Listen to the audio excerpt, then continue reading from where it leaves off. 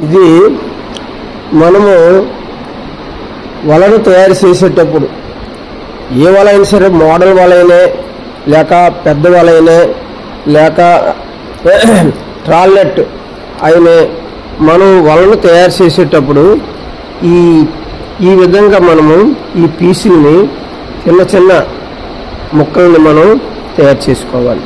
ఈ తయారు చేసుకునేటప్పుడు దీన్ని ఏం చేయాలంటే ఈ నీడిల్తో మనము దారాన్ని పెట్టుకొని ఈ విధంగా మనం ముడాలి.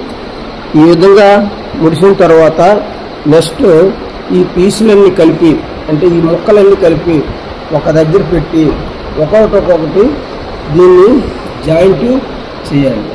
ఆ విధంగా జాయింట్ చేసిన తర్వాత వలగా ఇది మనము పరిగణించబడుతుంది.